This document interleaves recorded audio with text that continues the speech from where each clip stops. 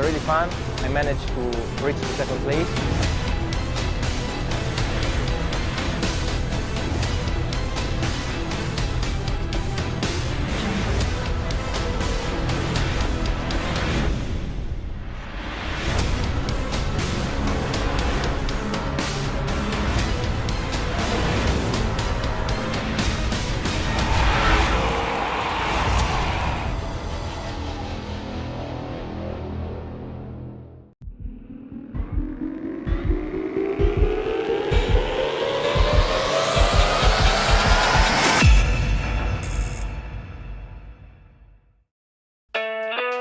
For me, the G1 series is really how racing should be done. It's the best place to race professionally, but still keeping close control over the costs.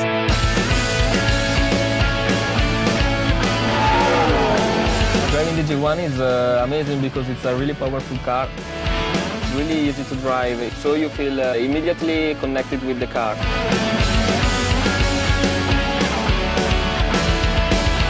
La macchina G1 è una macchina estremamente competitiva, anche messa a confronto con le altre categorie, più veloci di un Formula Renault e di un Formula 4. The braking performance is amazing as well. It's a really good car. I enjoy driving it. The technologies that Griiip provides me is what makes the series so special. I can access all my data at all times. And I can also compare the data to other drivers, so I can find my weak points, but also my strong points, and you can improve a lot on the track. Un'altra tecnologia estremamente importante e innovativa è quella relativa alla visibilità, in cui i fan non solo possono seguire la gara live, ma possono seguire il loro pilota preferito grazie ai camera car, grazie alle videocamere che sono installate su ogni vettura.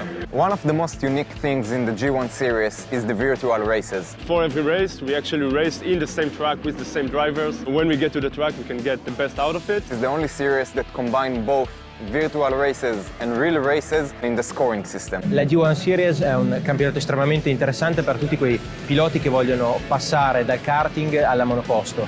For the cost of a karting season, the G1 Series is one of the best places to improve my formula skills before moving on to next levels. It was truly an amazing year and I just can't wait for next season.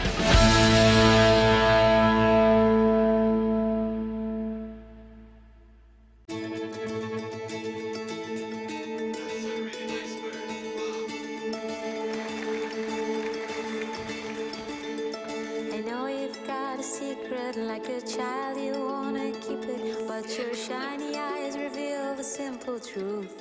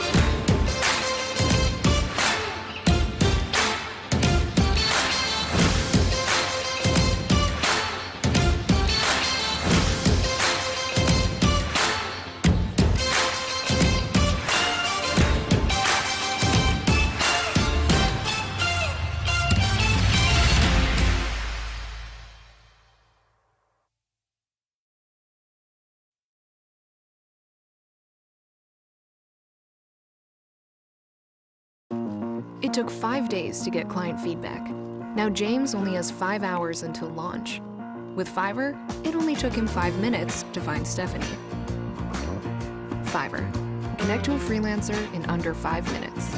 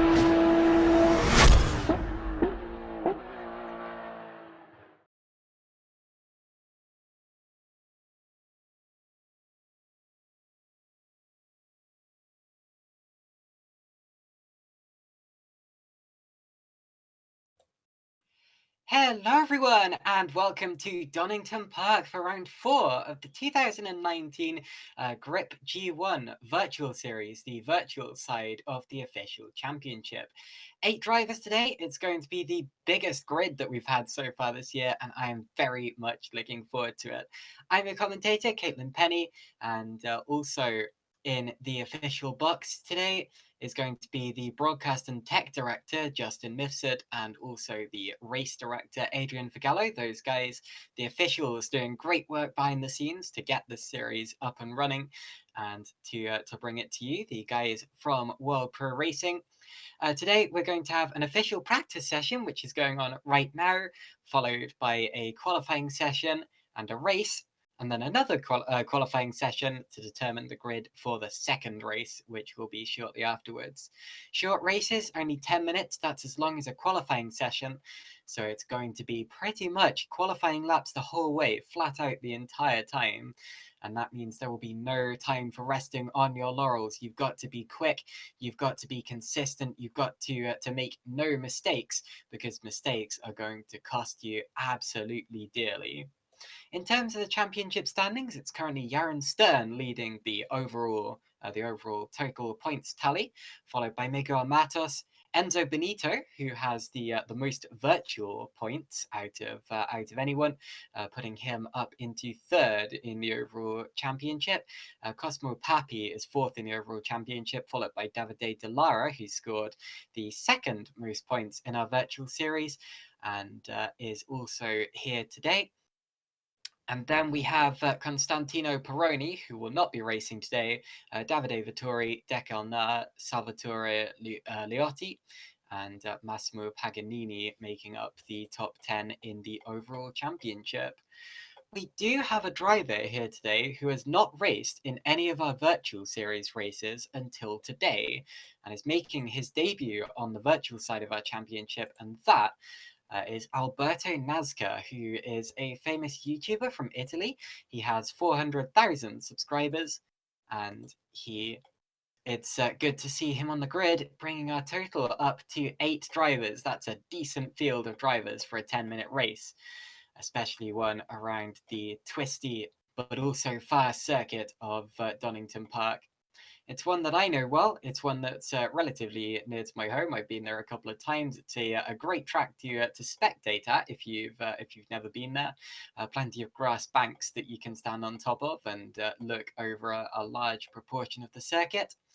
But let's actually ride on board with one of these drivers and see exactly what it takes to be quick around the Donington Park circuit. What about our relatively... Oh no, never mind. I was going to say we should ride on board with Alberto Nazca, but he has just gone into the pits. How about Cosmo Papi? He's just starting a hot lap now, and you can see him flying now down towards the red gate corner, which is turn 1, over the pit exit, and turning it in over the curb. There's a big exit curb there as well, and it seems to encourage you to take more and more of it until you're on the grass. Here's the Craner curves, the famous feature of the Donington Park circuit, before you flick right into the old hairpin at the bottom of the hill, which was never a hairpin, so I'm not sure why it's called that. Up past Starkey's Bridge, turn 6, and turn 7 is McLean's, the right-hander here, before you head up the hill and over a pretty much blind crest into Coppice. The car often wants to break away here because you're turning and steering at the same time. Turning and braking at the same time. Before you head down Starkey Straight, or should I say up Starkey Straight, because it's relatively steep, before the braking zone of the S's, and then out towards the Wheatcroft Straight to end the lap. That was a lap of the Donington Park circuit.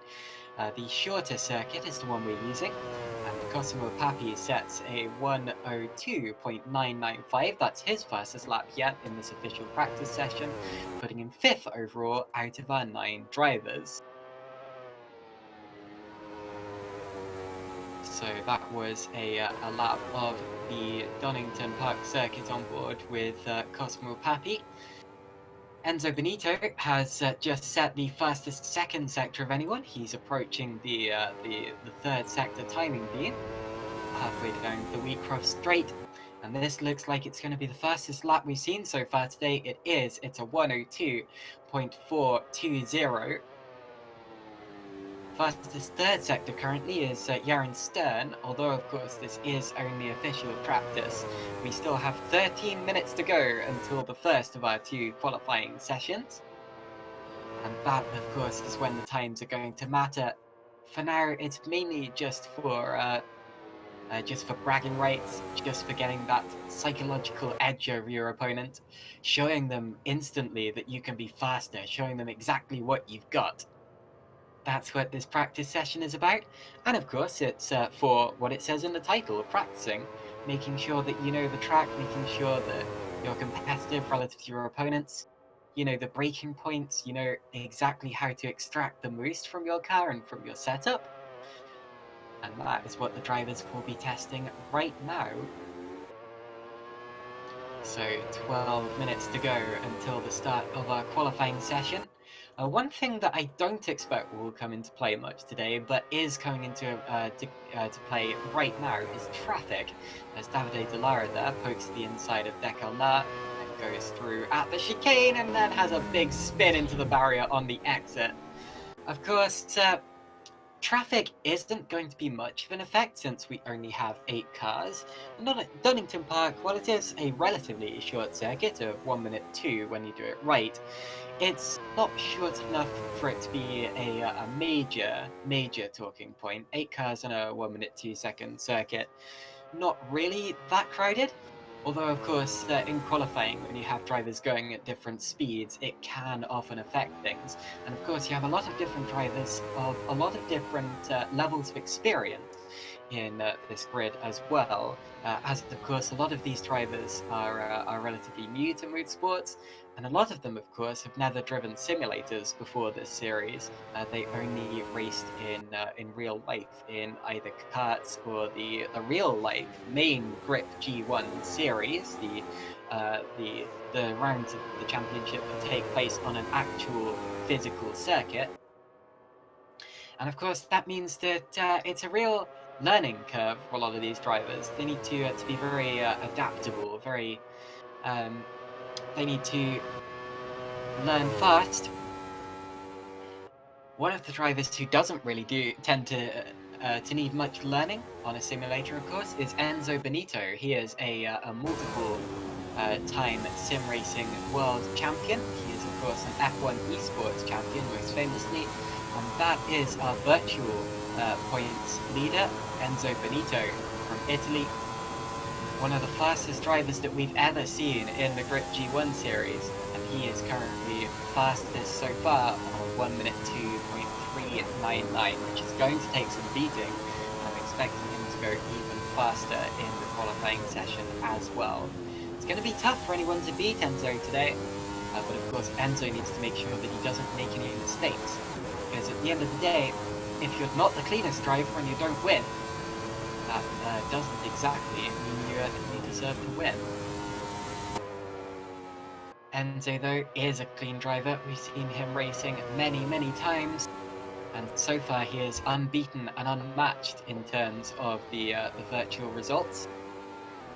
And he is going to be definitely the main talking point up front in the championship on this day. Of course, he doesn't go quite as well in real life. Still a very fast driver, don't get me wrong.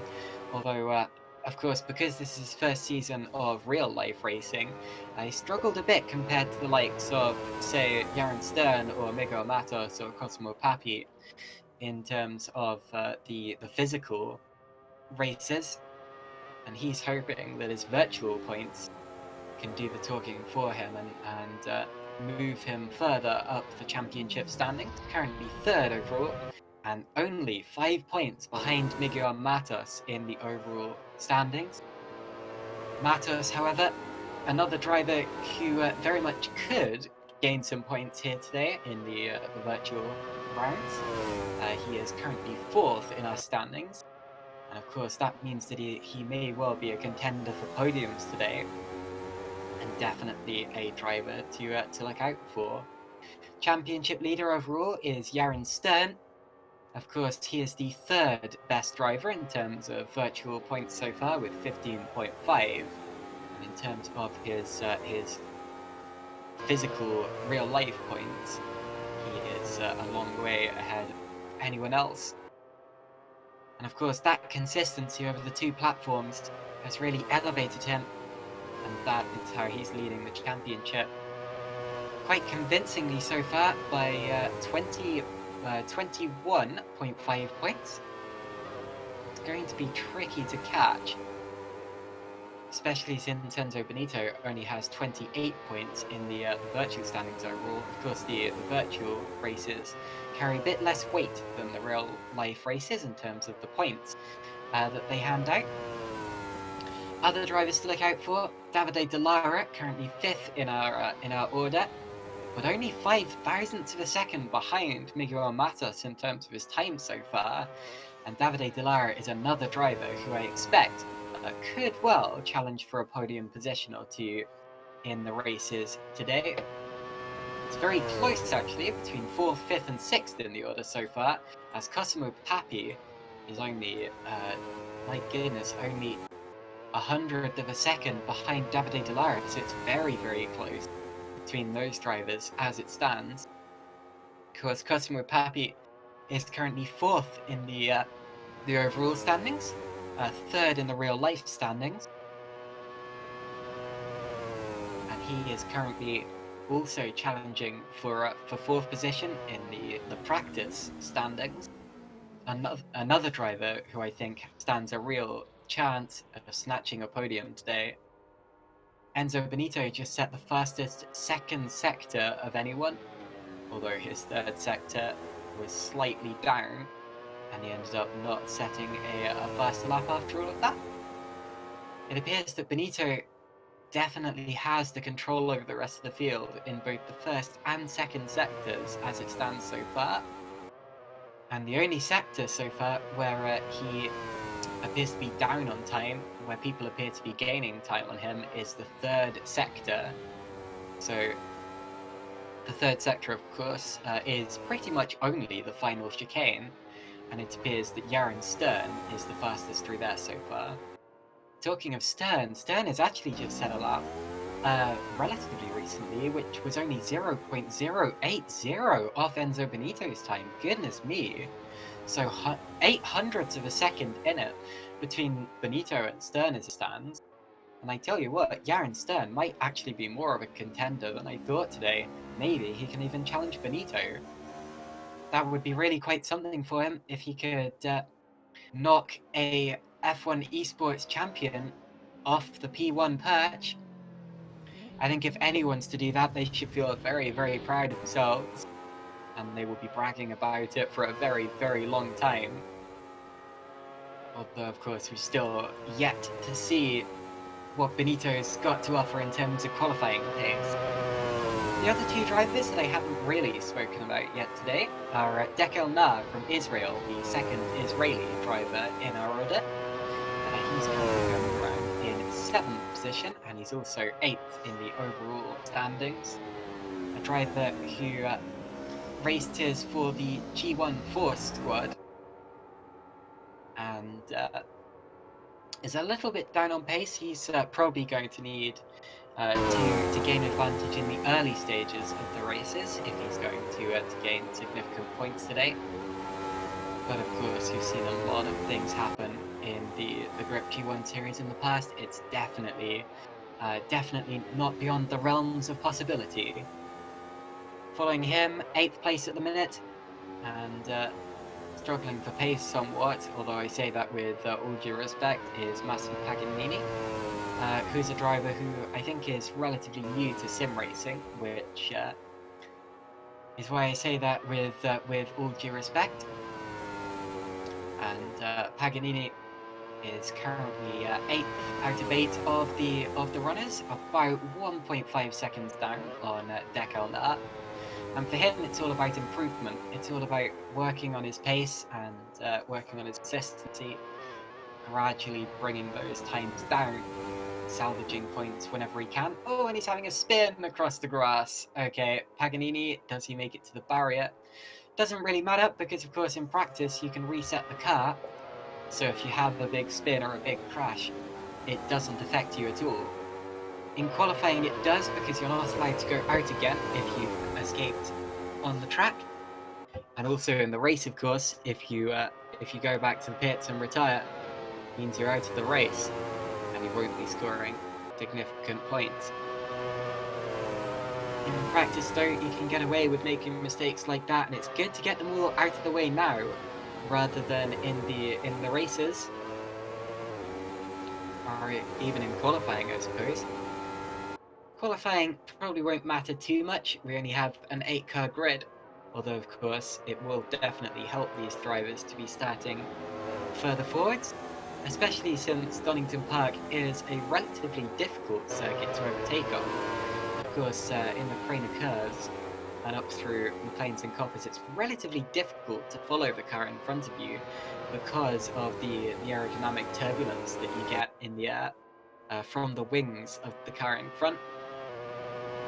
And the main overtaking opportunities are the Starkey Straight and the Wheatcroft Straight, the two long straights you have separated by a chicane. And then, of course, down into Turn 1. Turn 1, it doesn't feel like this when you drive it, but it's actually over 90 degrees. Whoa, as Benito has a big crash. Excuse me. Yeah, it doesn't really feel like it when you drive it, but Turn 1 is actually over 90 degrees. It's pretty much a hairpin if you look at it on a track map. And of course, that means that it is a real opportunity for overtaking. Of course, we'd have a couple more overtaking opportunities if we were using the full Grand Prix circuit with the Melbourne hairpin and the Goddard's hairpin, but we're not using that track layout today. We're using the shorter layout, meaning we will get more laps, I expect, in this race. Although it does mean that the drivers do have to be more careful with their overtakes, and sorry, more creative with their overtakes, more opportunistic. They need to capitalize when the driver ahead makes a mistake. They need to be there or thereabouts to pressure their opponents, to put that pressure on them so they do make a mistake. And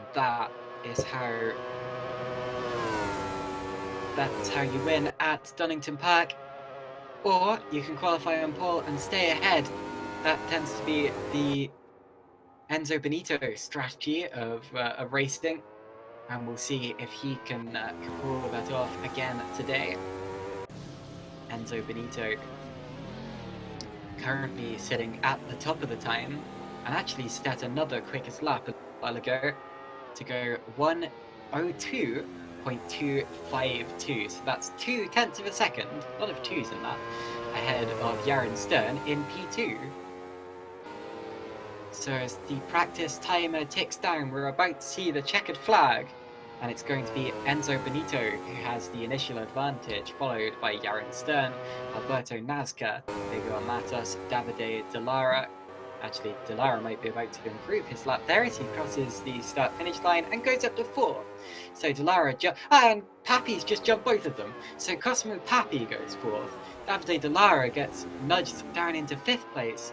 And Miguel Matos, the Portuguese driver, is down into P6.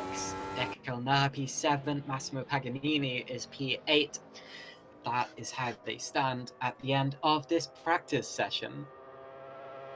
So we're about to head towards the qualifying session. It's going to be a 10-minute dash as the drivers challenge for the fastest laps that they can set to determine who is starting where on the starting grid in just under 2 minutes' time.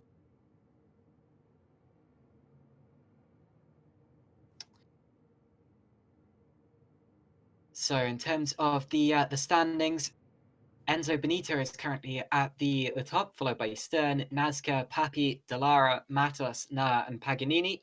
But in terms of the championship, it looks rather different to that. Yaron Stern is at the top, followed by Matos, Benito, Papi, Dallara, Peroni, Vittori, Nah, Liotti, Paganini, Nazca, and Nesciarini. Those, of course, the 12 drivers who have scored points overall. In terms of the virtual standings, Enzo Benito is currently at the top of that with 28 points from Davide Dallara's 19. That's quite a difference there. Yaron Stern, third place in the virtual standings on 15.5 points, followed by Constantino Peroni. Although Peroni, of course, is not here today. that's how they stand. So according to the standings, the drivers we should really be looking out for are Benito, Delara, and of course Yaron Stern.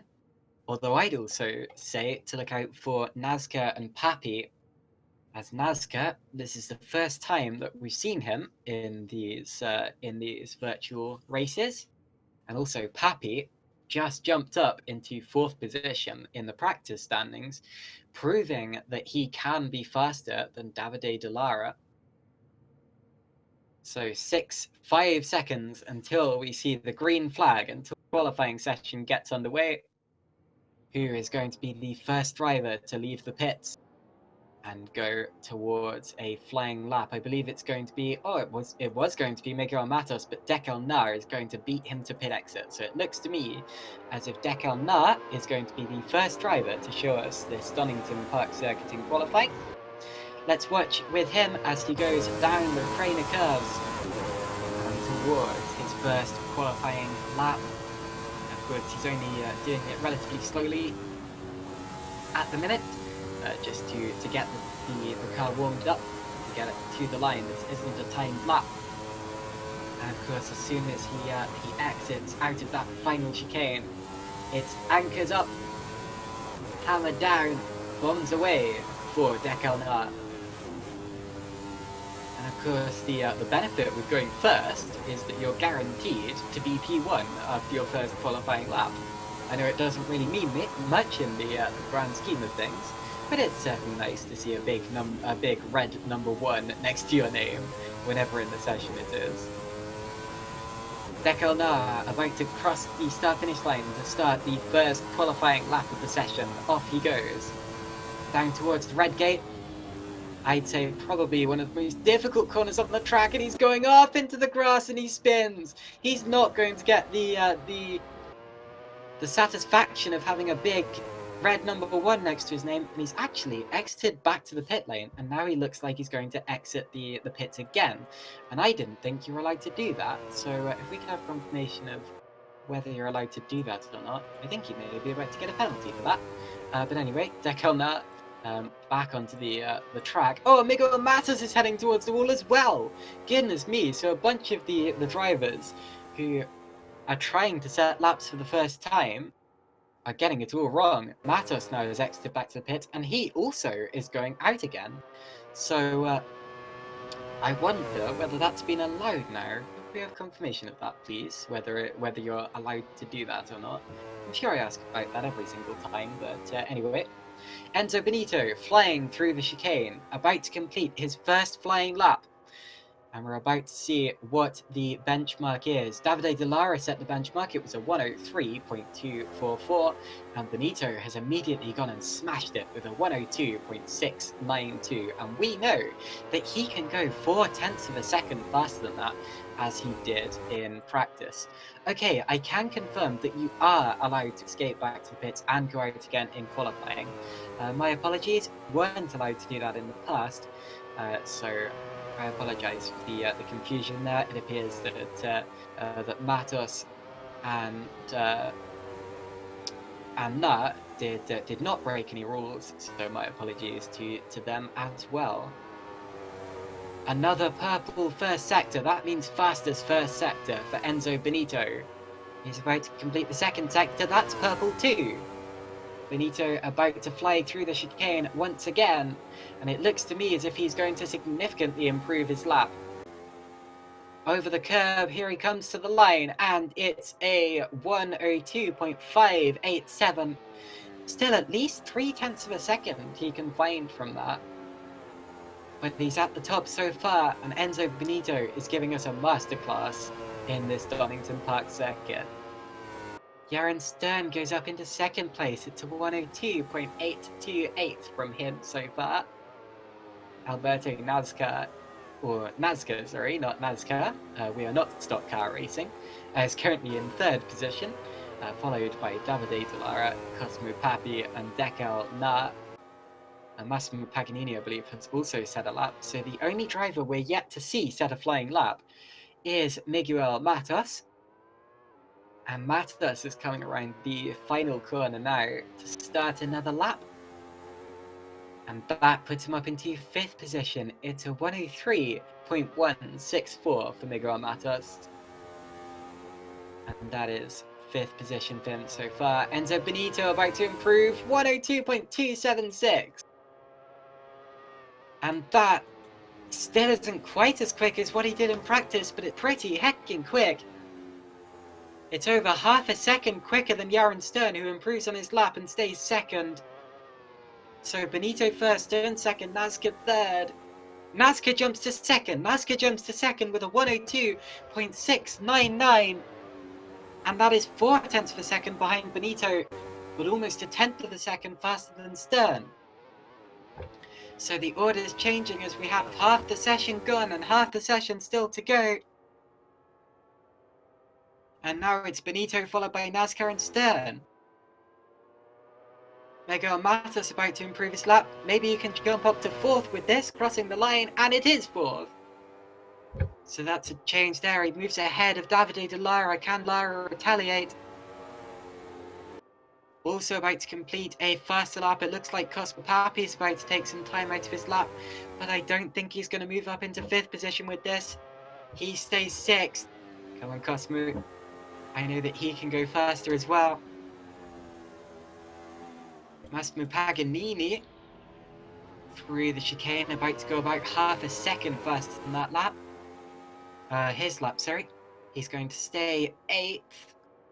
Not the best exit to the chicane, and he stays 8th, but does improve his time. And as I said earlier, it's all about improvement for him. Davide De Lara, 2 green sectors. That means personal best. Out to the final corner, and he is about to jump ahead of Miguel Matos. Oh my word, he doesn't just jump ahead of Matos, he also jumps ahead of Nazca and Stern with that lap. It's a 102.683, which puts him up into 2nd position. Best of the rest behind Benito so far. Only 4/10 of a second behind Benito. I say only, but to be honest, to get that close to Benito is an achievement. So good lap from Davide De Lara there.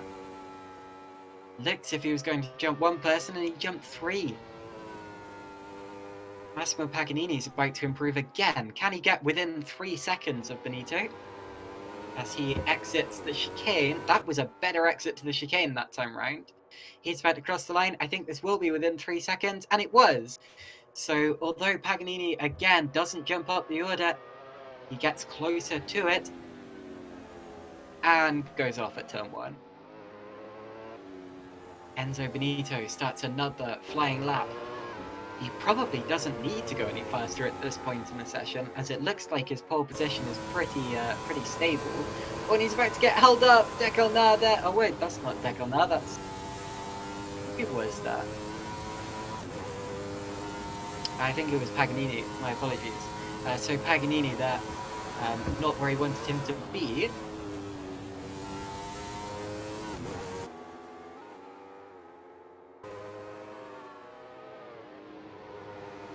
So we now just have 2 minutes remaining in this qualifying session. I was going to say Enzo Benito doesn't really need to improve. It looks to me as if his pole position is relatively safe at this point in time. No one's within 4/10 of a second of him just yet. Although Davide De Lara is about to start another flying lap. I'm interested also in Cosmo Papi.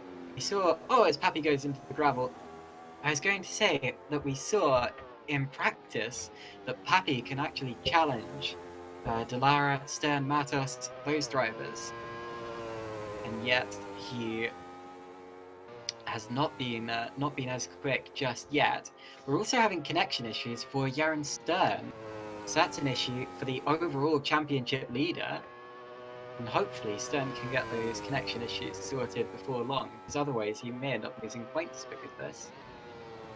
He's currently in 4th position in this qualifying session, with only a minute to go until the race. Come on, Yaron, rush, rush, rush.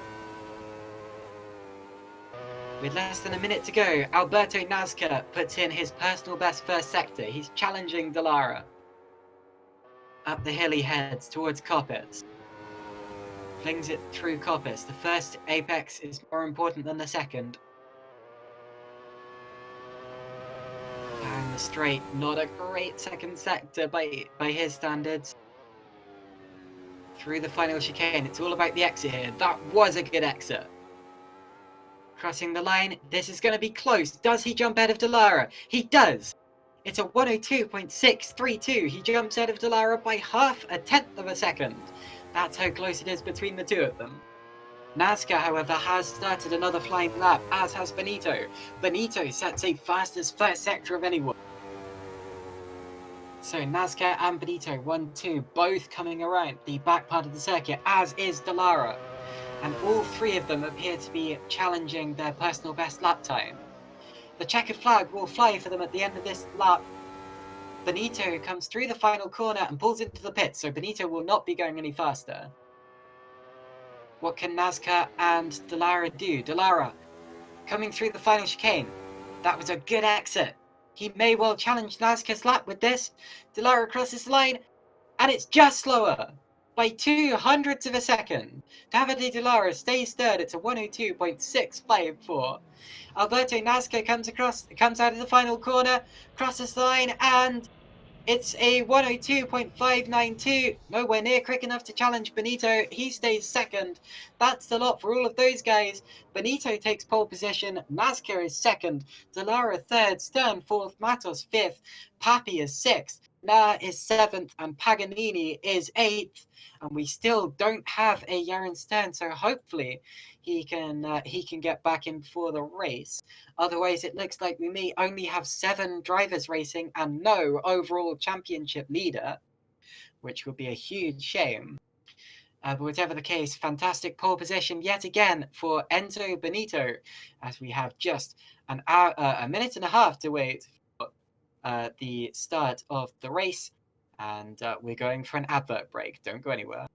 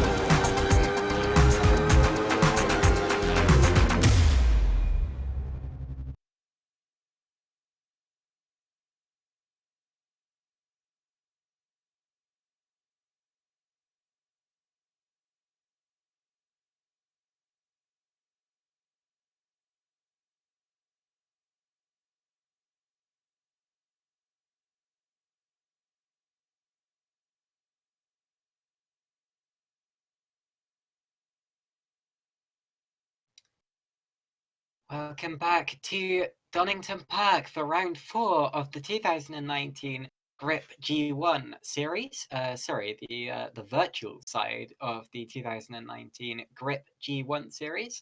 We're just having some technical issues very briefly, but we're going to get it sorted out and go straight to the race. Hello to everyone watching. We are live on YouTube and Facebook, and also I think Twitch. So make sure you watch along on your favorite platform. We're relatively easy to find, or very easy to find, on all 3 of those things. You pretty much just search up World Pro Racing, and it comes up. So good to see so many of you tuning in and watching. It appears our largest today is the Facebook side of things, as usual. Our loyal Facebook fan base. Shout out to you wherever you're watching from in the world, whether that be Italy, where Griiip G1 is based, or the UK, where I am and where Donington Park is, or Malta, where World Pro Racing is, or anywhere else in the world, Brazil, America, Spain, just anywhere. It's good to see you tuning in, and I'm glad that you could join us. I hope that you're enjoying this as much as I am. I very much like the Donington Park Grand Prix circuit, and I also very much like the Griiip G1 series. Both of those provide fantastic racing on their own, and I'm sure that together it's going to be an absolute spectacle, as it always is. Once again, I'm your commentator, Caitlin Penny. The race director is Adrian Figallo, and our broadcast and technical director is Justin Mifsud. Those guys are also very important for setting up server and for hosting and organizing the league in the first place, along with, of course, along with Griiip. And also we have stewards who watch all of the racing, make sure that it's all clean.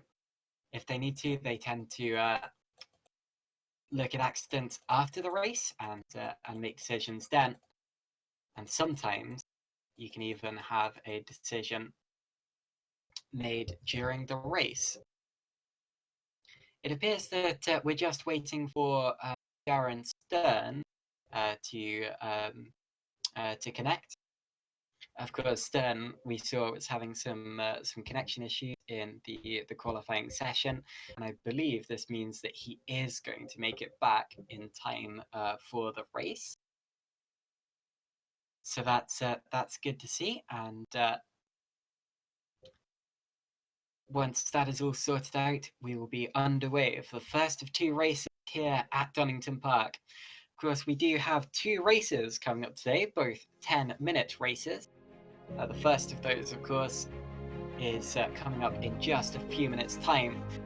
And then before the second race, we're going to have a second qualifying session to determine the grid order for that one as well. And then, of course, after all of that, we're going to have interviews with the drivers to see what they made of the race, what they made of the cars, and what they made of the simulator. Atimo Fagente in the YouTube chat says Alberto Nazca win. So obviously we have a Nazca fan here today.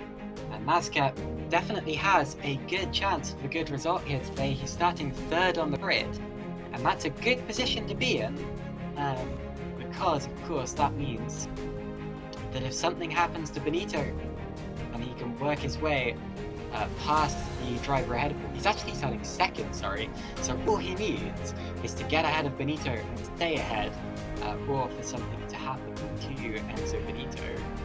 And I'd say that Nazca is definitely one of the drivers with a shot of the win today. I'm going to be honest, it is going to take probably a mistake from Enzo Benito, because he did just so strong so far.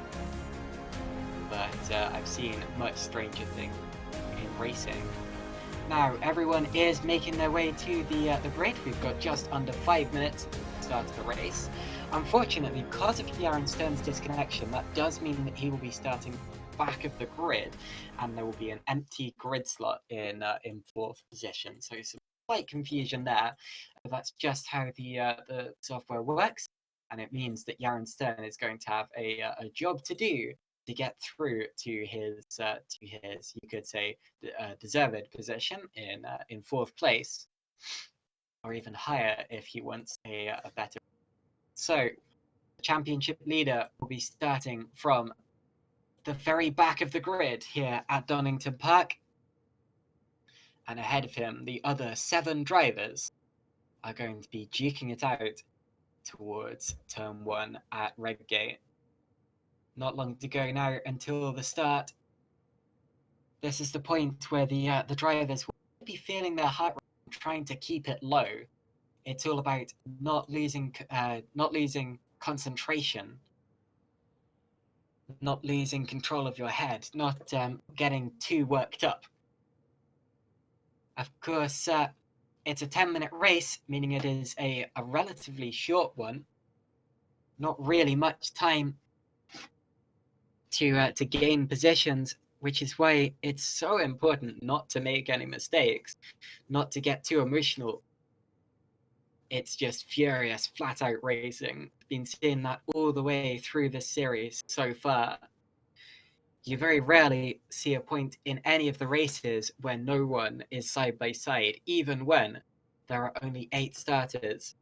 That's why it doesn't really matter that we have a relatively small grid, because it really doesn't make much of a difference, and it always feels like you have a pack full of possibly double the cars that you actually have. Once again, the drivers to look out for: Yaron Stern, starting from the back of the grid, is our overall championship leader and real-life points leader. Miguel Matos is starting from 5th place. He's 2nd in the overall standings. Enzo Benito will be hoping to take points out of him today. He is our virtual points championship leader, and he is also 3rd in the overall standings, and starting from P1, as he usually does in this virtual race today. Cosmo Papi is 4th in the overall standings, starting from 6th today. Davide Delara is 5th and 3rd, so 5th in the overall standings, 3rd on the grid. Eric and Delara has a chance of wins today if things go well with Benito. Peroni is 6th in the standings. He is not going to be here today. Constantino Peroni is not starting. Neither is Davide Vittori, so we won't be seeing any of him. Dekel Na is 8th in the overall standings and 7th on the grid. Salvatore Liotti is not here today. However, Massimo Paganini is. He is 10th in the overall standings and 8th on the grid. Alberto Nazca, 11th in the overall standings, partly because he hasn't raced in any of the virtual races so far this year, and he is making his virtual racing debut here today, starting from 2nd on the grid. Not a bad starting position for Alberto Nazca. Can he take the fight to Benito? That's how the championship stands as it is.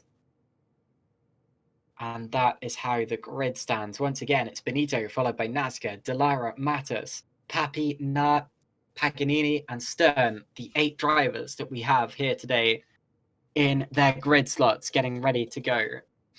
We have an empty space in 4th position on the grid. Don't panic, that doesn't mean that we've got a driver missing.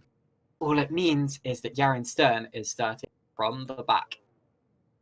30 seconds to go. The revs are about to rise. The lights are about to light up and then extinguish. You're going to have 6 red lights, which are going to come on one after the other. And when they go out, we'll be racing in 15 seconds' time. The heart rates rise. The engine revs rise. The drivers look towards the light. 2, 3, 4, 5, 6, and... go! And we're underway.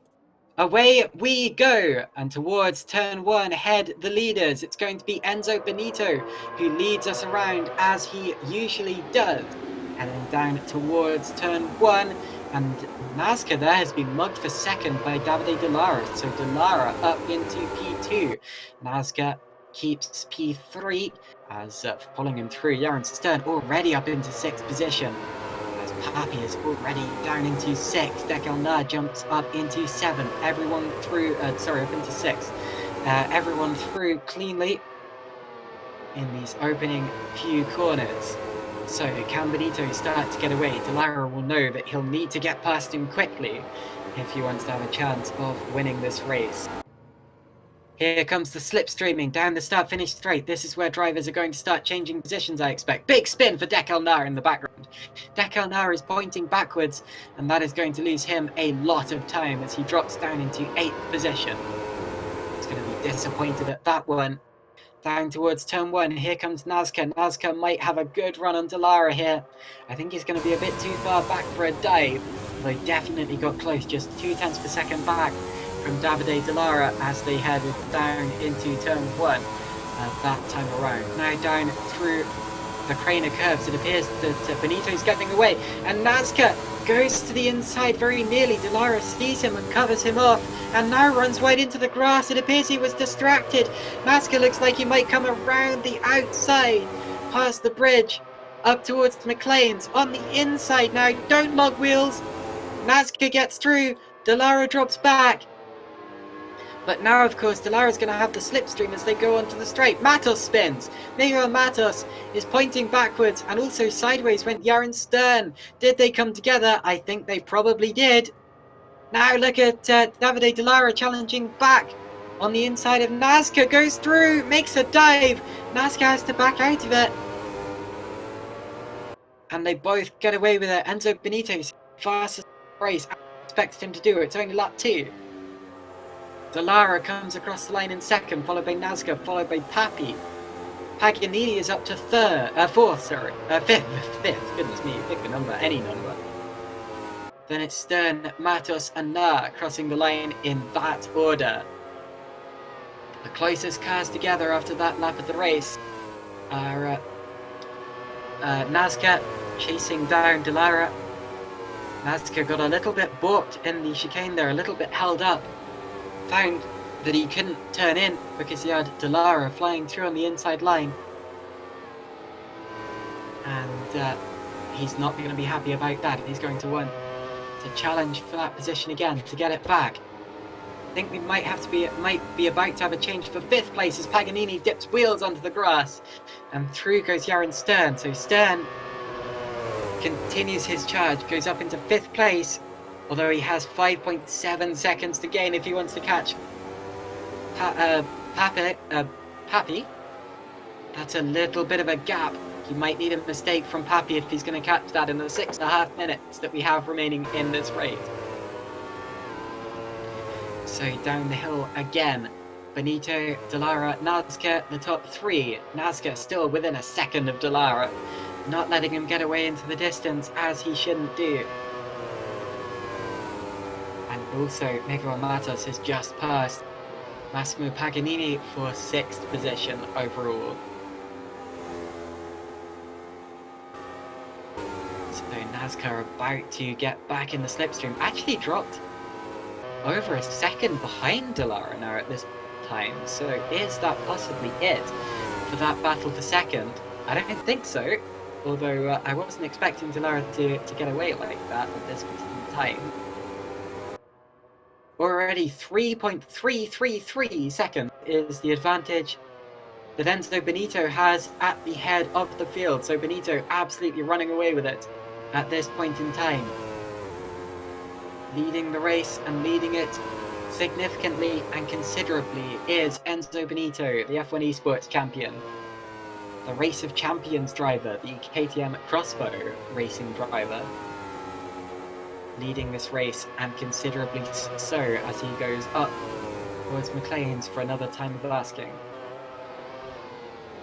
Looks it over the curb, doesn't touch the grass. Round Coppice. doesn't clip the second apex, but you don't need to. That second apex is very, very misleading. A lot of the time, of course, when you get corners like that one, which appear to have two apexes, you're tempted to get a wide entry and clip the second. But at Coppice, that is going to cost you time. You want to clip the first and then run wide and keep the momentum up around the second, as it's a corner that reduces in radius as it goes around. Often a very nice type of corner, although it can actually be quite difficult because it can be quite misleading. You can often dip wheels into the grass there and just get it all sorts of wrong. It's a mistake that I've made plenty of times, and often that can set you up very, very badly indeed for Starkey's straight. And it can mean that your opponents have a perfect opportunity to get past you and to challenge for your position. Enzo Benito keeping it on the road, keeping it very, very stable, very steady at this point in time, as is Davide Dallara in second position, although he's quite a way back at this point in time. Dallara clipping the curbs, as you do, around the chicane. Has a 1.2 second advantage over Nazca. Nazca, of course, not just a... as Yaron Stern has passed across Pappy. So I think Pappy may have made a mistake there, because there was about 5 seconds between them last time I looked. And now Stern is up into 4th position. He's made the move. And he's got 9 seconds to catch if he wants to catch Nazca. That's not going to happen, is it? I think really he just has to focus on holding off Pappy for now. I'm going at it for race 2. Pappy's coming back at him into the old hairpin here. Goes to the inside. That's very brave. And off the road goes Stern. Stern's about to spin again. Stern spins across the track. Luckily, there's no one behind him. That would have been a very big accident if someone had been coming through at that time. Goodness me, that was a brave move from Pappy. I don't think that Stern actually thought he was going to come through, but he did. And Stern was startled off the road into a big, big spin. Goodness gracious. Incident between Matos and Stern under investigation. That's the incident that happened near the start of this race. And we'll see what comes of that. Oh, did I just see someone off the road? Oh, I did! It's Matos! So Matos and Pappy have both been off, and they may have come together. And Stern's retired! So that puts Pappy up into 4th, Paganini up to 5th, Matos to 6th, and Na to 7th, and I do not know what just happened between those guys there. Okay, Matos and Pappy are under investigation, so I believe those two came together. But also in that, Stern retired. Now, was that connection-based? Connection-related, sorry. It may well have been. I think we picked up what happened on the YouTube and Facebook stream. Oh, we did. It appears that they just came together on the exit of the chicane. Oh, and around they both went. So yeah, the stewards will be looking into that one. And that and someone's had a spin, and it's Pappy. Pappy's had a spin, and Paganini and Matos are approaching him quickly. We might be about to go 3 wide. Actually, Matos has got past Paganini before they've got caught up to the back of Pappy. And they both lock up and go wide, and Paganini's going to get both of them. And he very nearly spins, slams on the anchors to avoid spinning. Paganini mugged them both, went up into 4th place. Now Pappy's gone back through, as has Matos.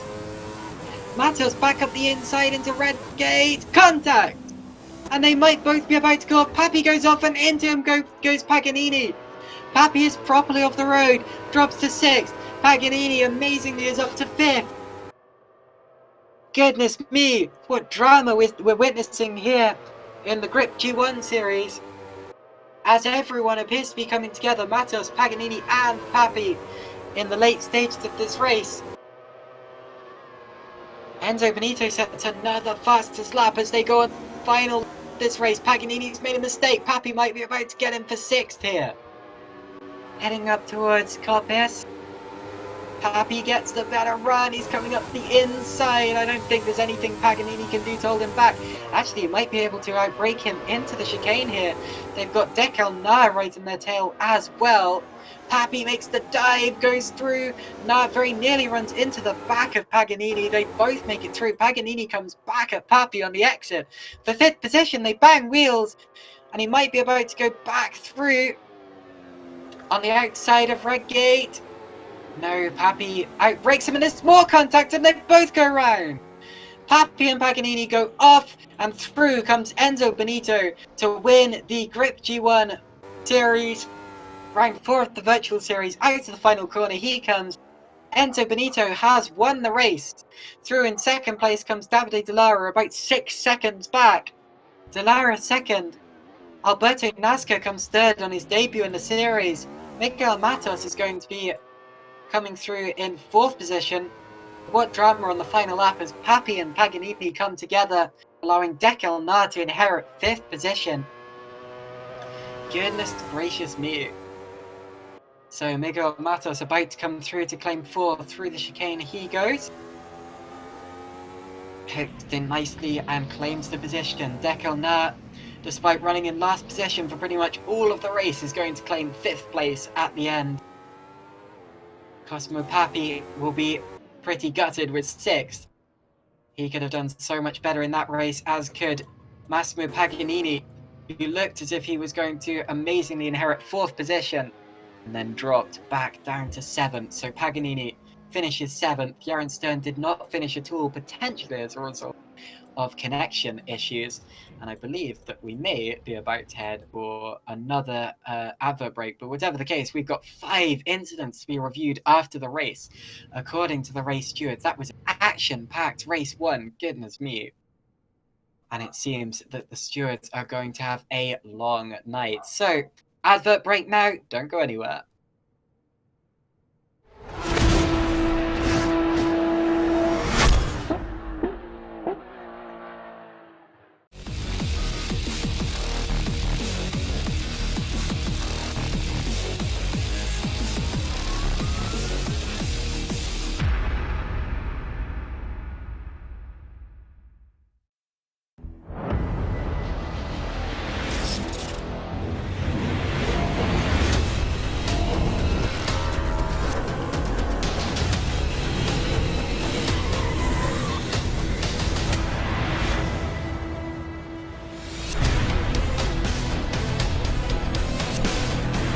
A really good race, really fun.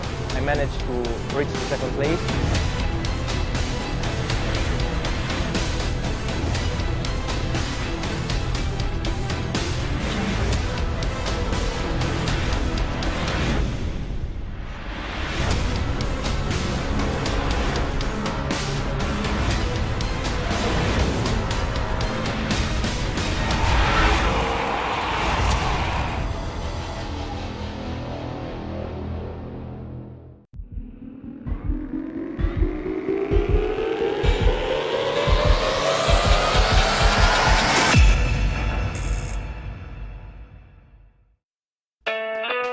For me, the G1 series is really how racing should be done. It's the best place to race professionally, but still keeping close control over the costs.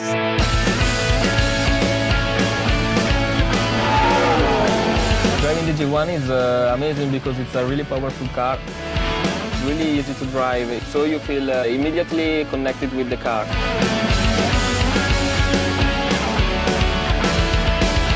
La macchina G1 è una macchina estremamente competitiva, anche messa a confronto con le altre categorie, più veloci di un Formula Renault e di un Formula 4. The braking performance is amazing as well. It's a really good car. I enjoy driving it. The technologies that Griiip provides me is what makes the series so special. I can access all my data at all times. And I can also compare the data to other drivers, so I can find my weak points, but also my strong points, and you can improve a lot on the track. L'altra tecnologia estremamente importante e innovativa è quella relativa alla visibilità, in cui i fan non solo possono seguire la gara live, ma possono seguire il loro pilota preferito grazie ai camera car, grazie alle videocamere che sono installate su ogni vettura. One of the most unique things in the G1 series is the virtual races. For every race, we actually race in the same track with the same drivers. When we get to the track, we can get the best out of it. It's the only series that combine both virtual races and real races in the scoring system. La G1 Series è un campionato estremamente interessante per tutti quei piloti che vogliono passare dal karting alla monoposto. For the cost of a karting season, the G1 Series is one of the best places to improve my formula skills before moving on to next levels. It was truly an amazing year and I just can't wait for next season.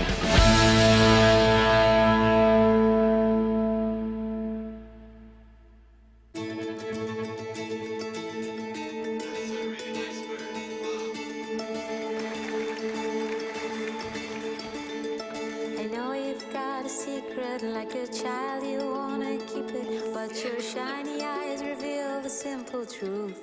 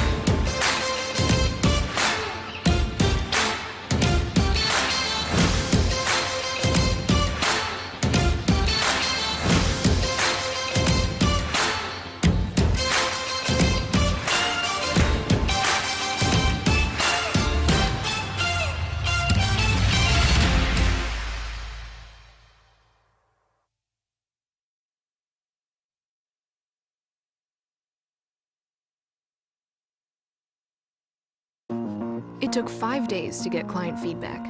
Now James only has 5 hours until launch. With Fiverr, it only took him 5 minutes to find Stephanie. Fiverr. Connect to a freelancer in under 5 minutes.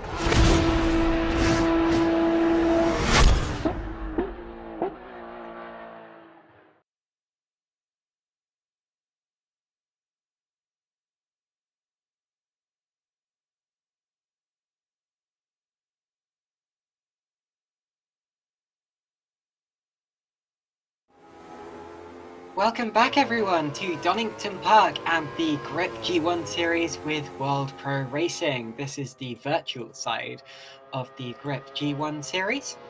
We've just seen a phenomenal, ferocious race where Enzo Benito dominated and all hell broke loose behind him. Davide Dallara finished in second place, followed, of course, by Alberto Nasca. And then behind them, we had a ferocious and at times quite messy battle between Miguel Matos, Cosmo Papi, Massimo Paganini, Dekelna, and also Yaron Stern, who I think retired because of connection issues. Big shame for the overall championship leader.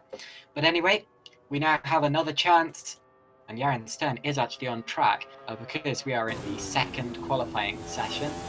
So this is the qualifying session to determine the Grade 4 Race 2, which will be coming up almost immediately afterwards.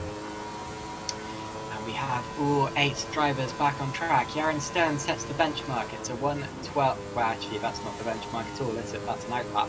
So Yaron Stern starts the first lap. My apologies. Goes on to a flying lap. He's heading up towards McLean's and Coppice. And we'll see exactly what the benchmark is at the end of this lap. His first sector time is a 24.8 seconds. That is about 0.2 of a second slower than what Benito can do. Seems that the first sector is really where Benito gains the most time over any of these guys. Second sector is a 22.9. And the third sector might be a bit slower than he would have liked because he had a bit of a twitch in the final chicane there. Crosses the line and it's a 103.068. He knows that he can go faster than that. But that is the benchmark in the session so far.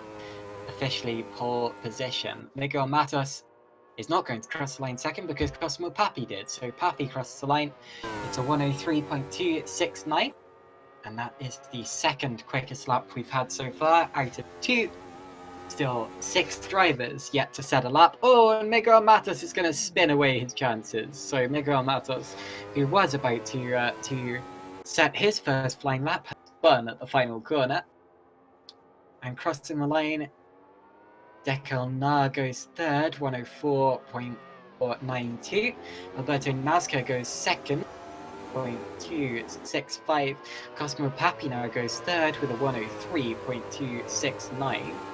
So it's Stern, Nasca, Papi, Dallara, and Na. We're still waiting for Matos, Paganini, and Benito. Though Benito is on track for the first time. Matos on an outlap, Paganini on his first flying lap, and he's just gone into the gravel. So Paganini is going to have to bail out of this one effectively. However, at the top of the field, Alberto Nasca is improving on his time. This looks like it could be provisional pole at the end of this lap. 24.8 in the first sector, that's good. Crosses the line for the second sector. It's fastest of anyone so far, 22.8 for Alberto Nasca. Around the chicane, looks as if, oh, he's gone a bit wide. Wasn't great. Looks as if it might not be provisional pole after all. He made a mistake in the chicane. Crosses the line, and despite that phenomenal second sector, his third sector is 0.3 of a second down, and he's actually just been hit to the line by Davide Dallara. So Dallara goes second with a 103.231. Nasca is going to be held up on his lap because he's got Paganini. No, that's Paganini. That's that Dekelna, I think it is, directly ahead of him. So he wants to make sure that he gets through that without much issue. Enzo Benito starts his first flying lap session. This is the one that we really need to be watching at this point in time. Enzo Benito coming up the hill. Also just starting their first proper flying lap session. Well, Paganini and Matos, but it's Benito that we watch here. Enzo Benito, the Italian superstar, around Coppice. Onto Starkey Straight. Over the crest of the hill, fastest second sector time of anyone. Fastest third sector has just been set by Yaron Stern. Benito comes out over the curb, crosses the line. Where does this put him? Surely first? Yes, it is. 102.353. That puts him first by 7/10 of a second. That's a Benito-like performance. However, we know that he can improve by at least another 10th of a second. Enzo Benito, definitely the fastest driver in the so fastest second and third sectors of anyone. Meanwhile, it appears that a couple of drivers are improving on their times. Yaron Stern was, although he's got very badly over the grass there on the extra Copes. Not great from Yaron Stern in all of that. Miguel Matos has got a good run out of Copes, and it looks to me as if he may be about to set his personal best. He's got less than 100th of a second to find if he wants to jump in third ahead of Davide Dallara. And with a chicane like that, he might actually do it. It's going to be close. But as he comes across the line, it is... Oh, not quite. No, very nearly. Less than a 10th of a second away, though. But not quite an improvement for Miguel Matos. Pretty much all of the top 5 are improving on their times. Alberto Nazca, 25th at the minute, though he's just set a personal best first sector. Let's watch Nazca, as he, of course, was fastest earlier on. Finished third in race 1. He's improving his time by about 0.2 of a second. Benito goes faster than anyone in the sector. Keep watching Nazca as he comes out of the final corner. Nazca crosses the line. He's going to go about 0.5 of a second up. Goes second, 102.725. More drivers coming through now. Yaron Stern stays second, but does improve. It's a stays third, sorry. 2.739. Enzo Benito's getting a slipstream. Start finish. Don't think he's going to improve. He doesn't. Davide Dallara stays fourth, but does improve on his time. Same goes for Matos, but with fifth. So plenty of improvements. Nazca, however, already improving his first sec time. 24.8, that's only just off the personal best, or the overall best, sorry, of Enzo Benito, who set exactly the same time. Well, not exactly the same time, a bit quicker, but very nearly exactly the same time. Nazca's second sector, not brilliant, but his first sector was great. Through the chicane comes Nazca. Not a great exit. Out to cross the line. Does he improve in his time? He does. 102.673. Moves him slightly closer to Benito. That's 0.3 of a second between them. Yaron Stern crosses the line. Fastest third sector of anyone. It's second overall. 102.635 for Yaron Stern. Davide Dallara is about to jump. He stays fourth, but does improve his time. Cosmo Papi improving. He's currently in 6th position, although less than a 10th of a second off time of Matos 5th. So Papi challenging for 5th at this point in time. Takes 2 bites at the apple into the chicane though. Into Coppice there though. So not a great corner, and I think he's going to lose out on the lap. What about Nazca? Nazca improving on both of his sectors. This looks very competitive for Nazca. Looks to me as if he might be about to jump up ahead of Stern again. Although he seems to be really struggling with that last chicane. Kicks it sideways, crosses the line, and it's... Oh, it is second. 102.63613. And that moves him ahead of Stern. Oh, and he spins. But it moves him ahead of Stern by 0.02 of a second. And that means, because of his spin there, he's not going to get another opportunity to set a flying lap because not enough time. Just 30 seconds left until the checkered flag comes out. Matos improves his time but stays 5th. Cosmo Papi was improving, but he made a mistake at McLean.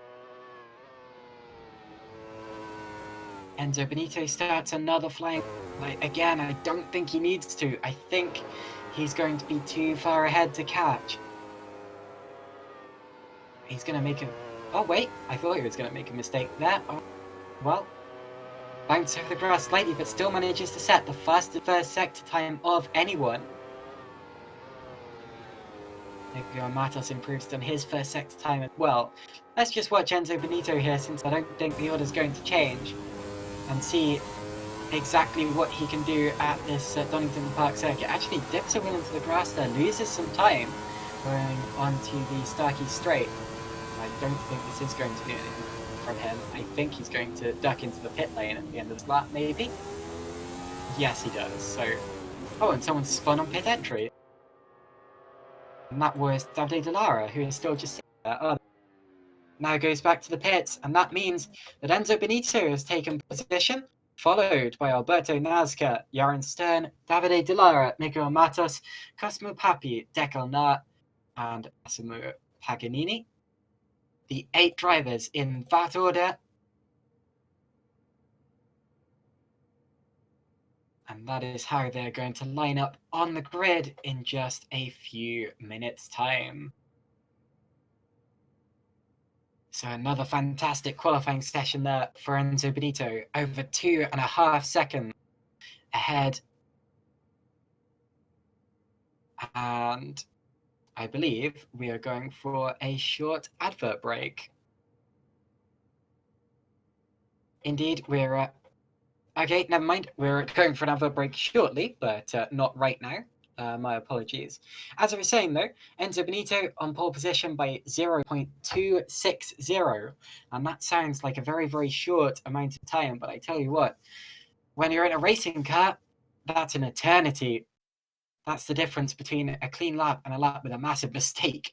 So, yeah, Benito absolutely dominating the field once again. Nazca is second. Yaron Stern just 0.02 of a second behind Alberto Nazca, very close there for second position. And those two, I can imagine them having a good fight in this race, since Stern this time won't have to start from the back. He'll be starting in third position, and hopefully his connection. Davide Dallara isn't really that far behind them in terms of pace either, and he could well challenge for second as well. Miguel Matos, 5th place.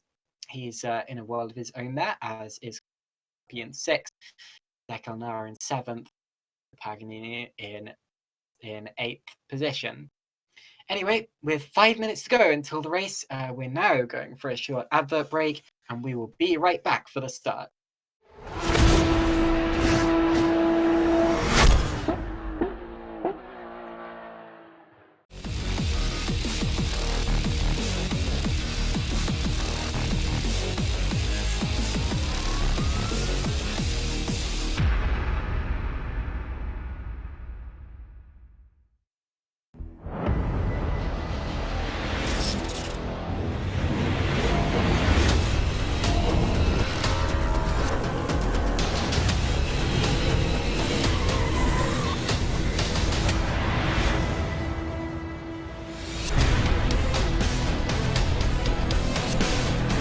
A really good race, really fun. I managed to reach the second place.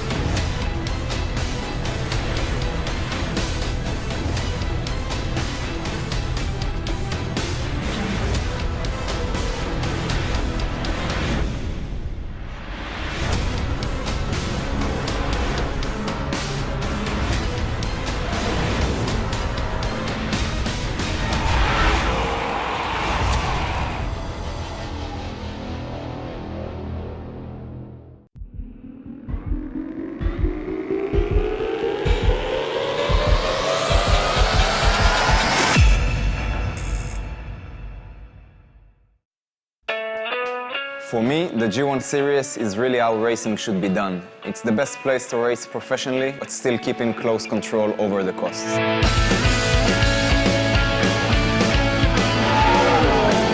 Driving the G1 is amazing because it's a really powerful car. It's really easy to drive, so you feel immediately connected with the car.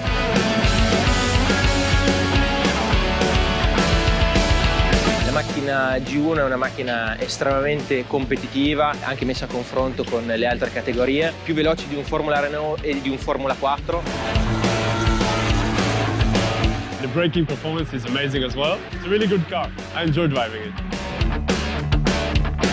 The technologies that Griiip provides me is what makes the series so special. I can access all my data at all times. And I can also compare the data to other drivers, so I can find my weak points, but also my strong points, and you can improve a lot on the track.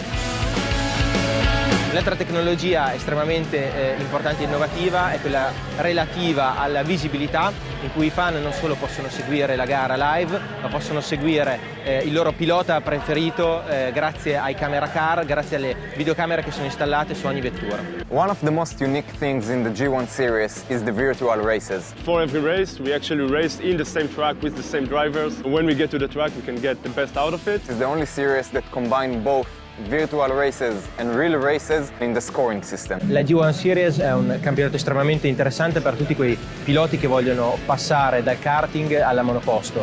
For the cost of a karting season, the G1 Series is one of the best places to improve my formula skills before moving on to next levels. It was truly an amazing year and I just can't wait for next season.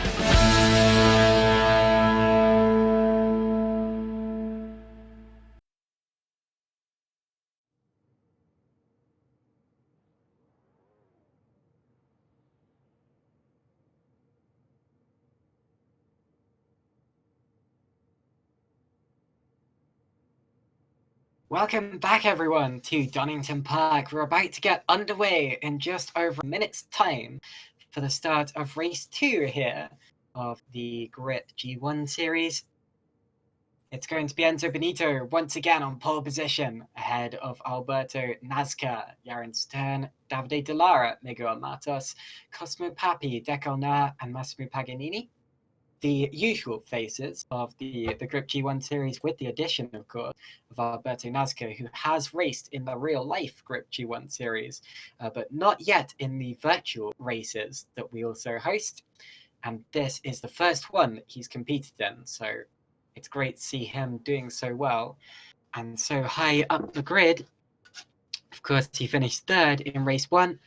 And the bike and car racer will be hoping to do even better for race 2. So the lights are about to go on and then extinguish. We have the race about to get underway in 10 seconds time, 6 red lights. And when they go out, the race will be underway. And here we go. Go, go, go.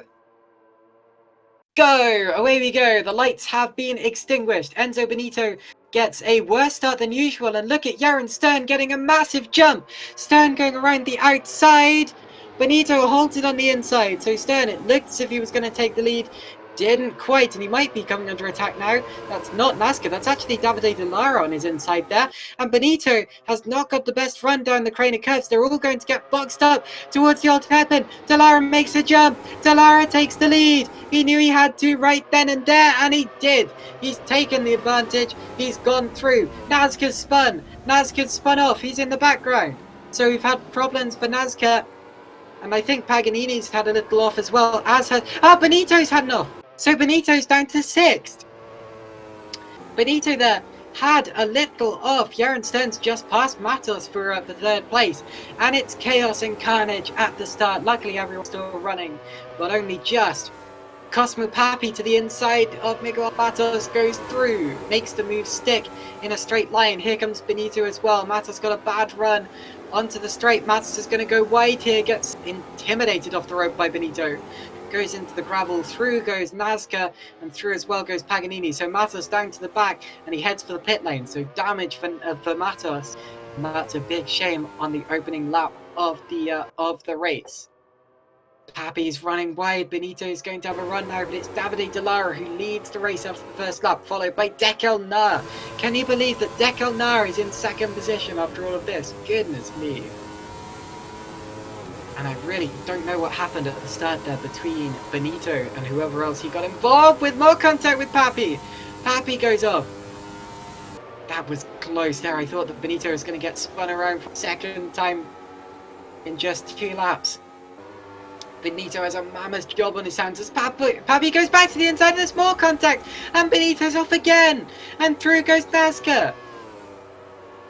Papi made a dive and they just came together. Now Nazca's going to go past Papi and there's more contact. Goodness me, please stop coming together, guys. Off again goes Nazca. He spins sideways into the escape road. Papi is up to 4th. Benito's 5th. Paganini's 6th. Nazca 7th. Matos exiting the pit lane a lap down now in 8th place. As I said before, the race stewards have a real job on their hands here. if they're going to look at all of these incidents. Right, now Benito's on the tail of Pappy again. Can it go a bit cleaner than that this time around? Yes, it does. Benito gets past Pappy, and Pappy doesn't make a lunge. I've just received an update from the stewards, which is there is a lot to investigate. Yeah, you don't say. Good luck, sooner you than me. Back up the hill, Yaron Stern is actually getting closer to Dekalna for second position, and already Davide Dallara has a 5-second advantage over Dekalna in second place, so Dallara absolutely accelerating away, just as Enzo Benito did in race 1. Yaron Stern getting through on the exit, going side by side with Dekalna. Can he outbrake him into Redgate into turn 1? Looks to me as if Na's gonna slide, and Na loses it, goes down into third place, so Stern up into second. Benito just set the fastest lap of the race, but he's already run onto the grass. So Benito there, trying with all his might to catch Dekalna, to get back onto the podium, and to have a chance of decent results in the remainder of this race. He's gonna be so disappointed.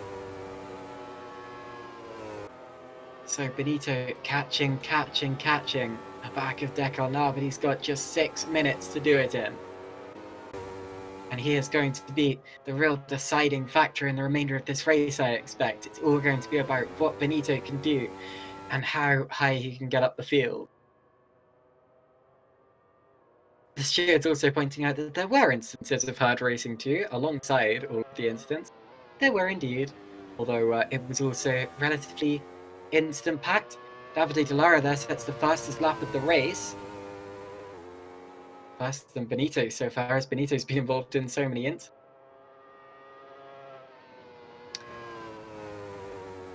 And Dallara has extended his advantage out to 6 seconds. How do you do that in less than 5 minutes? That's fantastic. Oh, move for 6th.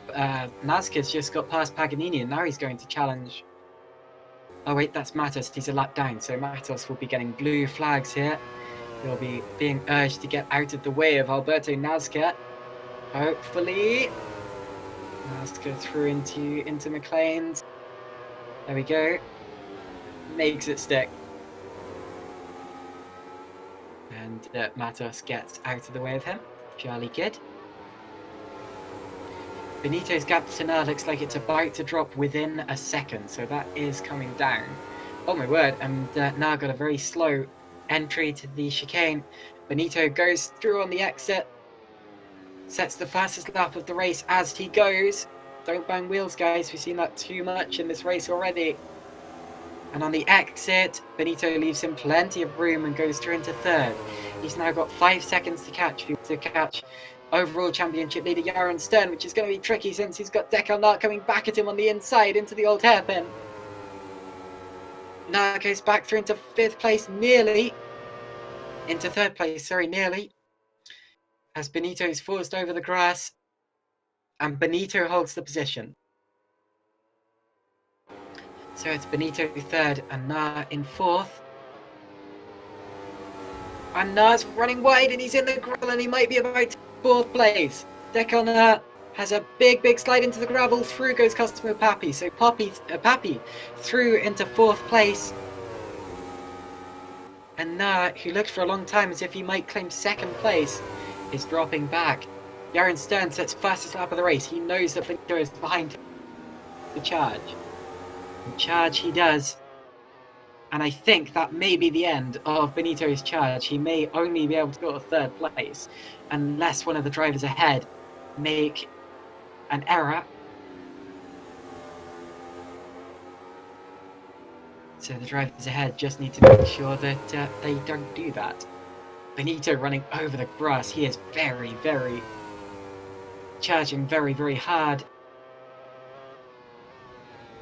Although I don't think he's going to have enough time to catch up to the back of Yaron Stern. So with less than 3 minutes remaining in this race, it's Dallara leading, followed by Stern, Benito, Pappy, Na, Nazca, Paganini, and Matos. Nazca catching up to the back of Na now. That's the race for 6th position. as it stands. The 5th position, sorry, NASCAR is currently in 6th. And the gap is now less than a second. Enzo Benito sets another fastest race. Here comes Alberto Nasca. Catching. Nair appears to be quite cautious on the brakes and the entry to the course. Are they about to be lapped? Who's that in their mirror? Oh no, that's Mata. My apologies. Look like a darker coloured car than that, but anyway. Looks to me as if Nazca's going to have a chance to take Nair for 5th this time around.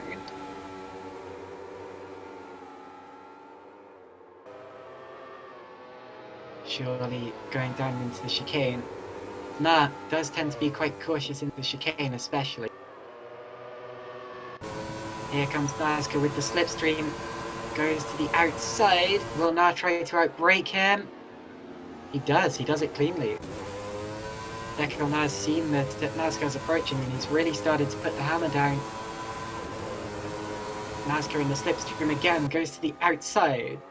It's a difficult move to pull around the outside of Redgate. We've seen Benito pulling it.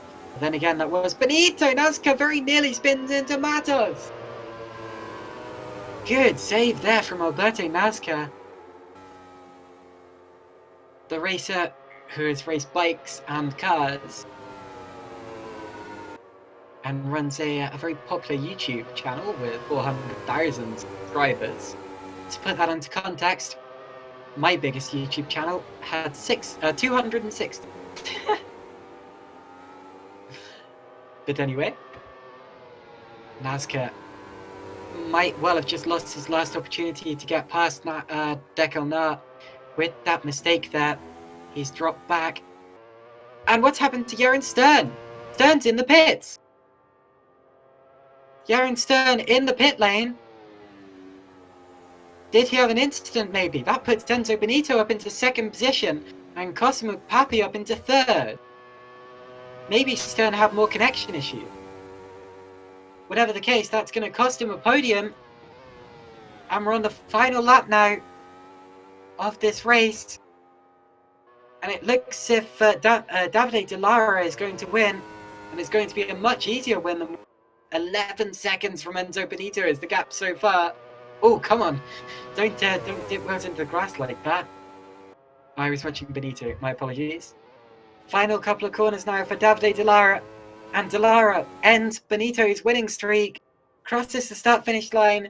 And wins by 10 seconds. A fantastic race. Flawless from Davide Di Lara.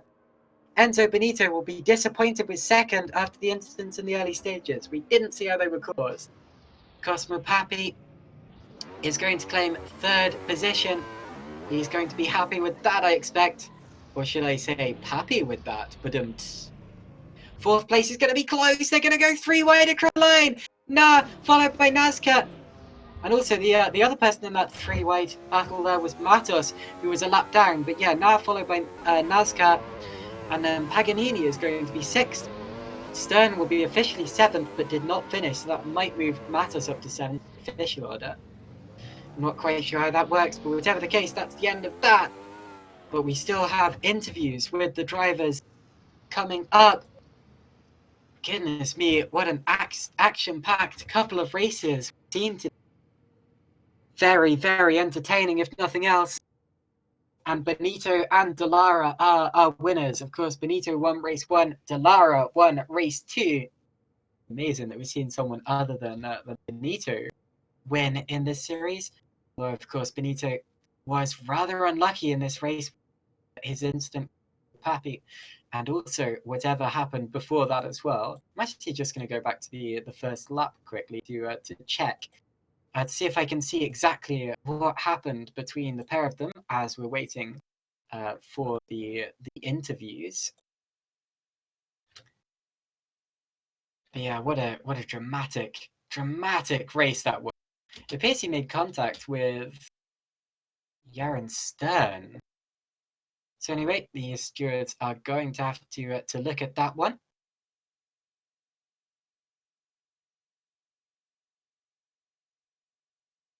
And I hope you all enjoyed that as much as I did. It was very, very entertaining. Still, we've got interviews to come, and I believe that our first is going to be Alberto Nazca. Hello there, Alberto. Hello, do you hear me? Hey there, we hear you. Good Yeah. to see you. Thank you. I was muted, so I was talking about it. Okay, well, anyway, we can hear you now, so everything is okay. So, Alberto, your first round of the virtual series, Yeah. you've driven on 4 wheels, you've driven on 2 wheels, and now you've driven on virtual. wheels. Yeah. What's it take to adapt to a simulator from racing in real life, and how was it for you? Okay. Actually, maybe you don't know life. So before being a real driver, I was a virtual. So I started as a sim Right. racer. That's why you were so quick. Got it. Yeah, I've been sim racing since I was 16. Then I stopped for 2 years, and I started to sim race again now to train for real cars. And to be honest, it took me a few months to become quick again, because when you drive real cars, real motorcycles, it's all confusing. It's confusing to drive both 2 and 4 wheels, and it's more confusing to drive the real 4 wheels. But I was so happy for tonight's performance. I mean, we have a pro driver here, which is Enzo Bonito, and it's been so nice for me to race and be close to him about the lap times. Indeed. Well, you certainly gave a lot of the races here today a good run for their money. I know that race 2 didn't exactly go to plan. No. In terms of qualifying pace, you were right up there. Top 3, pretty much all the time. Yeah. How did the races go from your point of view? Actually, in race 1, I was more conservative. I was driving carefully in order to finish in podium and not do any stupid mistakes. So that was the plan for race 1. And the plan for race 2 was to push, okay? So to take some risks and try to win or to get a good result. The problem is that I actually drive this car for the first time today, because they gave me a wrong link a few days ago. So I trained on another car, which was not this one. So today at 3 o'clock, I had to download the mod, try to build a decent setup. And the setup was not good, actually, because if you drive in the right line, the car works. As soon as you go to the wrong line, maybe you're defending yourself or trying to overtake, I lose the rear. And that's what happened in the first lap in race 2. In the fast corner, I think turn 4, I had the driver in the inside, so I stayed wide and I lost the rear, and unexpectedly. So that's what happened. Then I tried to get back to race, and I was pushed out by somebody. I don't know who, but he actually hit me in the last chicane, and so it was a mess.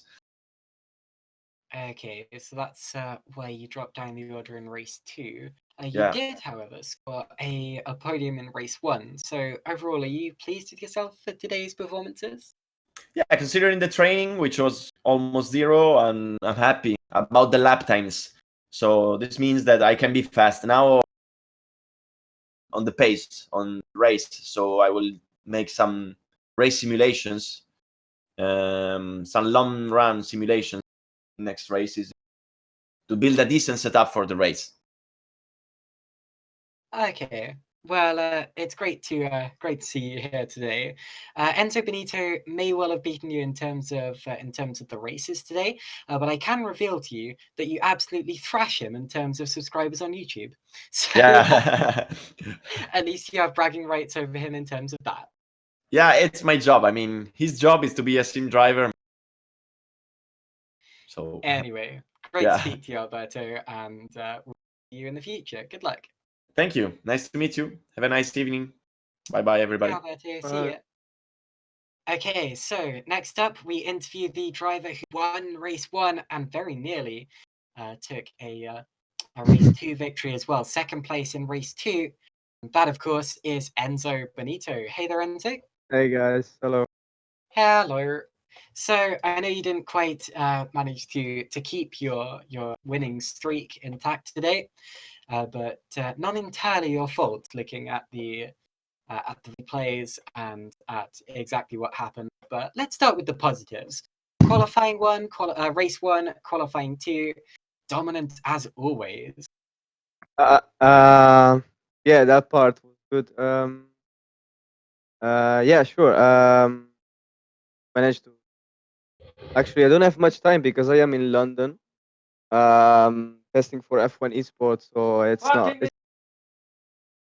it's very tricky right now. But yeah, managed to get a good lap in qualifying and good start the race and um, Alberto fought his way second place with Alara, so that helped me a lot to get away. And yeah, that was a good first race. Not so sure about the second one though. Of course, Donington Park is a circuit where it's quite tricky to overtake. So you really benefited from getting ahead at the start of race one. It would probably been a much tougher job for you if you'd dropped back. But how did you find the track? Is it a track that you know well? And when you were running on your own, did you feel like you were under control, or were you really having to push it?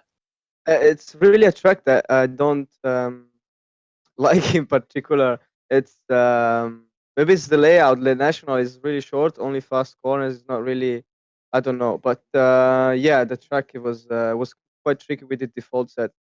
I had to make some adjustment for it. But yeah, I managed to found something that was stable and look at fast at the same time. Yeah. Well, you certainly made it stick, and it was a fantastic race one victory by 6 seconds. That's pretty dominant. However, it all came unraveled in race two. Would you like to talk us through that? Uh, yeah. Did Yarin made a great start. Only because of that, it deserved to take the first place in that lap at least. But yeah, not sure what happened with Alberto and Dallara, but I found myself in front of Dallara and Yarin side by side. Then I think I had a small touch with Dallara. Dallara hit me from behind on the straight. My rear wing was a little bit damaged, but nothing bad. And then yeah, obviously next corner going side by side with Yarin. And I'm not sure. I need to watch replay again, but I don't know if I closed him too much or uh, I think I did. So I apologize for that to Yarin. But yeah, after that it was just chaos. I don't even remember what happened. My car was really damaged, so I'm really lucky to have finished two. Um, yeah, good job to Lara for the win. Yeah, unlucky Yarin with his disconnection. Very noble of you to admit your mistakes there if you made a mistake. But anyway, it was a very good recovery drive. Yeah, of course, it was unlucky for Yaron that he had a disconnection, but still, you would have been on the podium. What can we expect from you in terms of the future of your racing, either here in Grip or in general? Because I know you've been doing the KTM Crossbow Cup this year and also the main Grip G1 series. Is it all about improving your real life performance as well as your virtual performance? Focus is sim racing, um, mainly because I mean that's what I started to do, and to be at the point where I am now, it will be just make no sense to leave it. But yeah, and this year we started with the G1, and we're trying to make progress out of that with the sponsors that are helping me after the race of champion. And yeah, hopefully, I would love to do both. But next year we will we will need to sort some things out, and hopefully I can keep continuing growing up step by step for real racing. But yeah, for sim racing now we have F1 Esport. Actually, the first event is after tomorrow.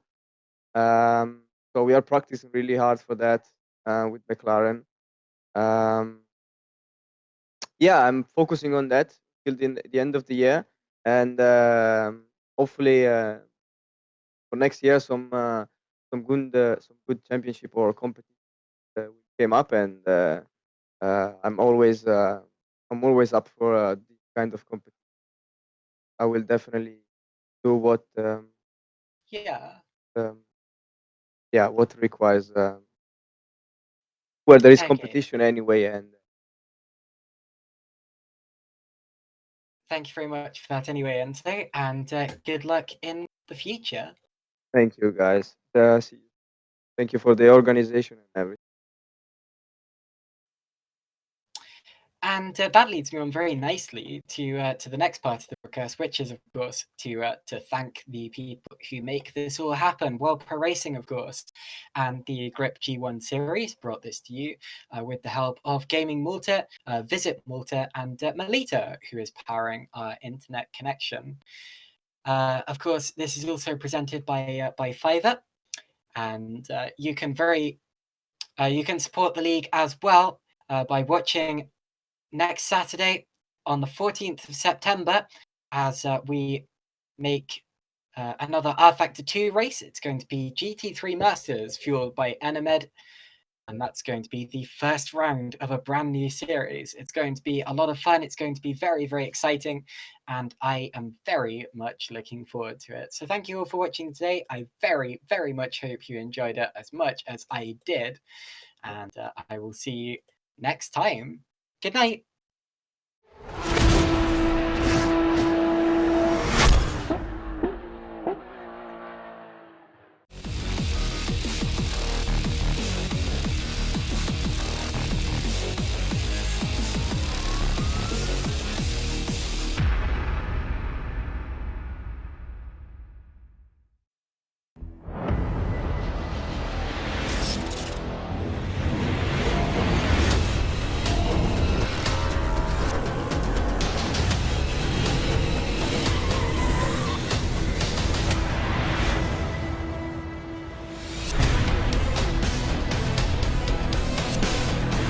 A really good race, really fun.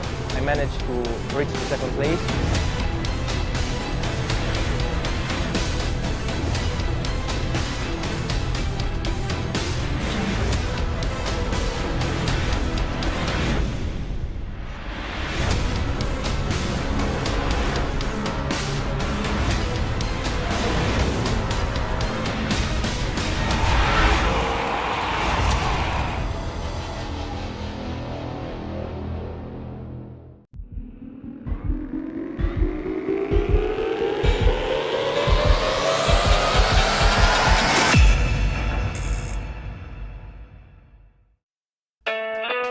For me, the G1 series is really how racing should be done. It's the best place to race professionally, but still keeping close control over the costs.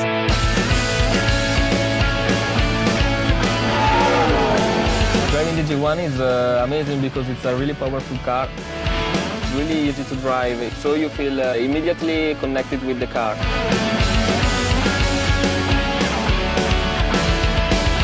La macchina G1 è una macchina estremamente competitiva, anche messa a confronto con le altre categorie, più veloci di un Formula Renault e di un Formula 4. The braking performance is amazing as well. It's a really good car. I enjoy driving it. The technologies that Griiip provides me is what makes the series so special. I can access all my data at all times. And I can also compare the data to other drivers, so I can find my weak points, but also my strong points, and you can improve a lot on the track. L'altra tecnologia estremamente importante e innovativa è quella relativa alla visibilità, in cui i fan non solo possono seguire la gara live, ma possono seguire il loro pilota preferito grazie ai camera car, grazie alle videocamere che sono installate su ogni vettura. One of the most unique things in the G1 series is the virtual races. For every race, we actually race in the same track with the same drivers. When we get to the track, we can get the best out of it. It's the only series that combine both virtual races and real races in the scoring system. La G1 Series è un campionato estremamente interessante per tutti quei piloti che vogliono passare dal karting alla monoposto. For the cost of a karting season, the G1 Series is one of the best places to improve my formula skills before moving on to next levels. It was truly an amazing year and I just can't wait for next season.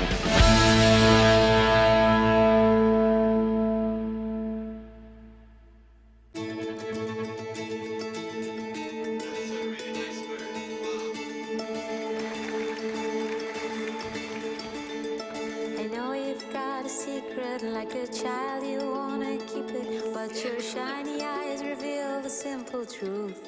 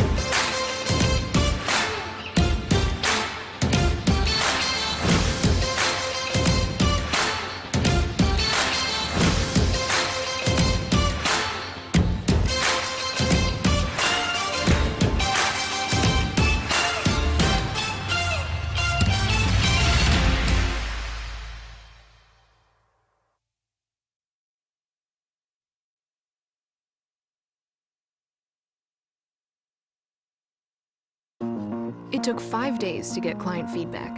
Now James only has 5 hours until launch. With Fiverr, it only took him 5 minutes to find Stephanie. Fiverr. Connect to a freelancer in under 5 minutes.